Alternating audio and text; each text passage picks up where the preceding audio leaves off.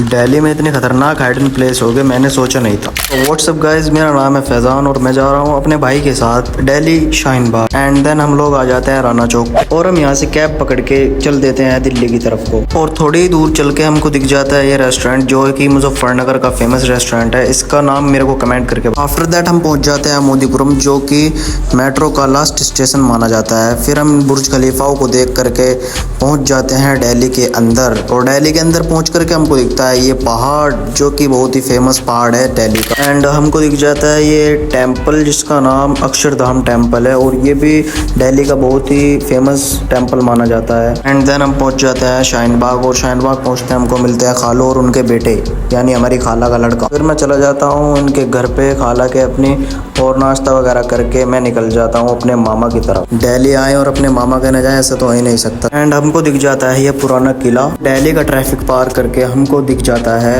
एक छोटा सा मकबरा जिसका इतिहास मेरे को नहीं मालूम है। इसको कमेंट करके जरूर बताएं जो भी दिल्ली से है। आफ्टर दैट हमारी निगाह पड़ती है सुप्रीम कोर्ट ऑफ इंडिया और फिर हमको एक और मकबरा दिखता है। मक्का दिल्ली में ज्यादा मकबरे मकबरे स्थित है। फिर मैं पहुंच जाता हूँ अपने मामा के घर पे और मामा मंगा लेते हैं एक पिज्जा वगैरह लपेट के मैं आ जाता हूँ दूसरे मामा से मिलने के लिए और ये मेरे को बाहर ही मिल गई। फिर मामू कहते हैं तू घर जा। मैं घर आते ही मुझको मिलते हैं ये मेरे छोटे छोटे से फॉलोअर्स। अगले दिन फिर मैं जब जाता हूँ मामू कहने लगते हैं तेरे बाल पे स्ट्रेट वगैरह कर लेता हूँ। स्ट्रेट वगैरह करवा के मैं आ जाता हूँ सीधा घर पे। घर पे आने के बाद सीधा मैं आ जाता हूँ मोनी सर के घर क्योंकि यहाँ पर आ रहे थे मीरापुर के एमपी साहब। परवेज बांटता है सबको मालाएं। सारी व्यवस्था होने के बाद एमपी साहब आ जाते हैं घर पर और इनका होता है इस्तकबाल बहुत ही अच्छी तरीके से। इसके बाद एमपी साहब थोड़े से लेक्चर देते हैं। एक मिनट।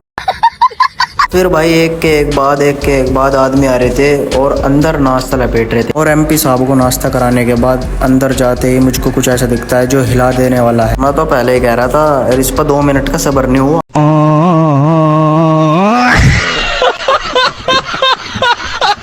जो इतना बड़ा जलील है अब भी मान नहीं रहा।